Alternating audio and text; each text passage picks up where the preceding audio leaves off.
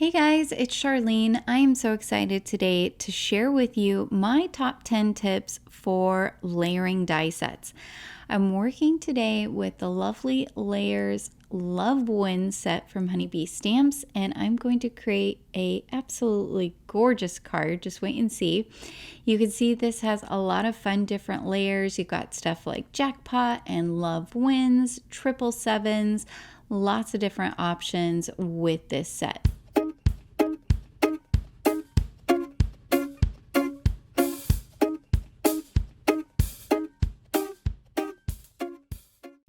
My first tip is to go to the website and find the product that you're working with. So I'm here on the Honeybee Stamps website and I've got the Lovely Layers Love Wins product up here. And if you scroll down, you'll see there is a layering guide. And you can print this out and put it with your packaging and keep it, or you could save it to your computer. Having the layering guide makes it really easy to see how the die cuts go together. My second tip is to choose a coordinating color scheme. I've chosen these pinks and this white. A great way to find color inspiration is to go back to that product webpage and check out what the creative team has already done. It's a great springboard for picking out color combinations. Another place to look is on Instagram. You can see what's been posted recently. Another idea is YouTube. You can look here at the Honeybee Stamps YouTube channel or even search for the product that you're using to see if other people have made videos using it. You also can check for inspiration on Google. I Googled pink slot machine and this picture is what inspired me to use pinks and then also some gold on my card. That brings me to my third tip, and that's to experiment with different colors and textures. Using them adds depth and interest to your design. I've brought in this gold metallic paper. It's going to give me that extra little bit of shine on my card. It's going to work really well with the pinks. Think about using glitter paper, embossed paper, lots of nice visual options. My fourth tip is to plan your layers. So this is what's going to help ensure that you don't have a big chunk of one color in one spot and then another big chunk of color in another spot. Instead, you'll have a nicely well-balanced card. So take a look at your layering guide, take a look at those inspiration pictures. That'll give you a sense of where the different pieces are going to go as you're die cutting each color out from your cardstock. My fifth tip is to use a dish like this as you're going through and cutting out your pieces. That way you can group things that are going to get layered together inside of the different wells. That makes it so much easier for you to put together your final card. Along that same line, my sixth tip is to use some type of wax pickup tool to help you when you're putting those tiny pieces into your dish and also when you're putting your card together. My seventh tip is to start by layering your smaller pieces that are going to go together. It will make it much easier to work with them as you're putting your finished card together. So I'm following the layering guide here. I have 3 different little heart-shaped cherry sets that I'm going to use on my piece. And I'll start by layering each of these up by adding a few dots of glue to each part that's going to layer. Then I can come in here with my wax pickup tool and use that to add each layer on top of each other. I'll add this small leaf on top of those other leaves. Along those same lines, using a pair of reverse tweezers makes it really easy to hold on to items when you're adding glue to them.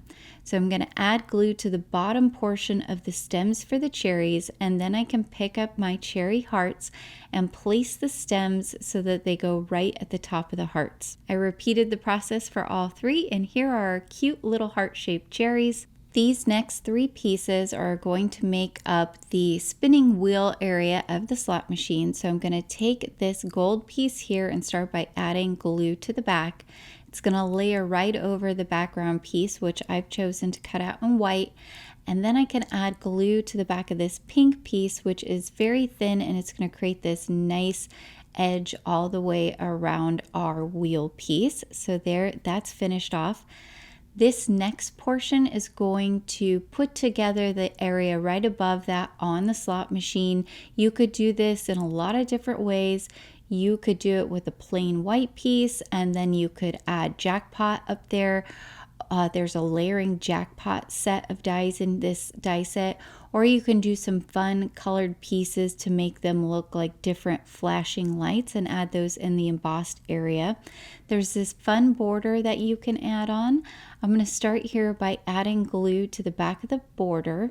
Then I'm going to tap it off on a tissue. These tiny pieces, it really helps to tap off the glue, because then you're not going to have a lot of glue that kind of squishes out from the different areas.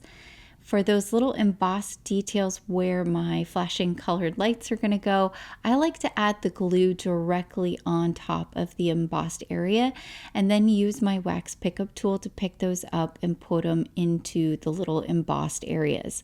Once I get them all placed, I can just push down really hard, make sure they're nice and stuck. And you can see I did a little bit of a fun alternating pattern with the colored buttons. Next section is going to create our button dashboard here. So I'll do the same kind of thing and put this together. There's that finished piece, so cute. I'm going to do the arm for our slot machine, as well as that top little winner bell that goes off. So there's those two finished pieces. Next, I have this base portion that's going to go along the bottom of the slot machine, so I'll layer those up, finish that off. These pieces here will create the bottom panel on our slot machine. I chose to do Love Wins, but you also could do I Hit the Jackpot with You, or you could leave it blank or add little decorations on there, lots of options. Here's a tip when you're working with letters that you've cut out. Put them back inside your negative piece of cardstock that you've popped them out from.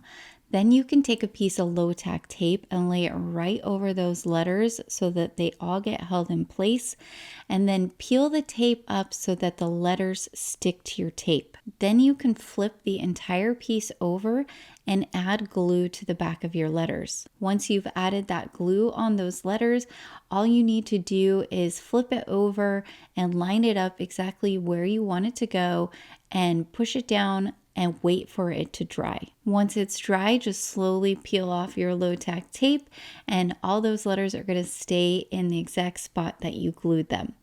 So here is our finished bottom piece. Now I can put together this top dome portion. I love how shiny that is. This takes me to my next tip, which is to do a dry run with your die cuts before you start gluing anything. So I'm gonna lay everything out here on the base slot machine. This will help me ensure that I know where everything is supposed to go. It's gonna help me see if there's anything I wanna change. Maybe if I wanted to change a certain color and recut those pieces out and glue them on top. It helps me see if I wanna add foam tape behind any particular piece to help it pop off the card.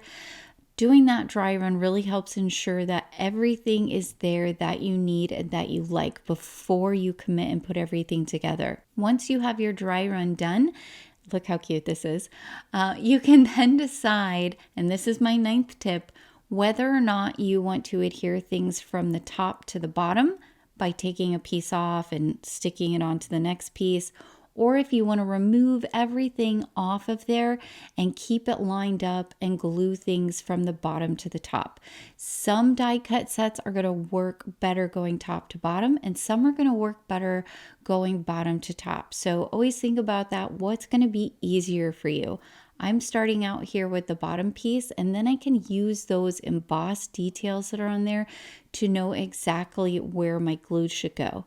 I'll add some glue here all the way along the bottom of the slot machine, and then I can take the little portion where those winning coins are supposed to come out and add that right along there. Next, I'll add some glue here where our bottom panel that says wins with our cute little hearts is going to go, and line that piece right up. Now I can add our buttons and add the area where those fun spinning wheels go. Then I can add our cute little cherries to the center of each area. I still cannot get over how cute the little cherry hearts are. Next, I'll add our top sign area, and then I can move on and add our top dome piece. For our handle, I'll do this by adding a little bit of glue to the edge of the handle and then tucking it back behind the slot machine exactly where I want it. Same thing for our top winner bell. I'm just going to glue the bottom portion of this and line it up right behind the center top of our slot machine. Here is our finished Lovely Layers Love Wins piece. How cute is this? Next, for our background, I'm going to use the Aces embossing folder. So I have a piece of white cardstock here that is cut to 4¼ inches by 5½ inches, and I'll just place it right here in the center of the embossing folder. This is a 3D embossing folder. It's going to give us a lot of depth. So for my die cutting machine, that means I use the platform base, then I place my embossing folder, then I add the D adapter plate and run it through my die cutting machine. If you're getting any kind of cracking, you might want to mist your paper first with a fine mist of water. So now we can go ahead and pull this out and take a look and see our finished embossed image. You guys, look, isn't that so cool? I love how this looks. Now I can glue that piece onto my A2 sized card base, and I'm actually adding the glue to my card base rather than adding it to the embossed piece. This helps ensure that the areas that are flat on the embossed piece are going to stick to the card base, and we're not going to have any issues. I find it much easier to put the glue on the base rather than on the created embossed piece. Next, I'll add some foam tape to the back of our slot machine here. Remove the release tape, and then I can place the entire piece right into the center of our card base that we've created. Here is our final card, which leads me to my 10th and final tip, which is, you guys, to remember that practice makes perfect. My first layered die cut card did not look nearly this nice. Just keep practicing, and before you know it, you'll become a pro at creating layered die cut cards. All right, guys, I hope you picked up some tips and tricks today. Please be sure to like and subscribe, as well as hit that notification bell so that I can continue to bring you more crafty content in the future. Until next time, happy crafting.